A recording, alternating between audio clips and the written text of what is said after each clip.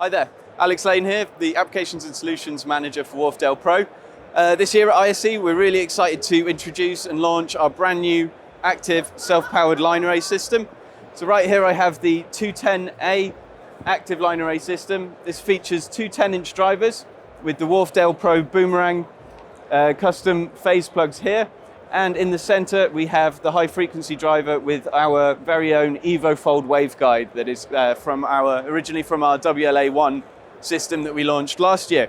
This gives us a really even horizontal dispersion, high SPL, and a fantastic predictable linear phase coverage. These can also be paired with our Wla 210 sub A, which is a dual 15-inch flown sub. We come over here and I can show you this. So this can be flown or ground stacked. We have onboard presets for cardioid subarray, and again, featuring RS485 network control for the software as well. So we're really excited to bring this system. We've been demoing this at our Spanish distributor yesterday for our event, and it's a really good system. We're really looking forward to sharing it with you guys.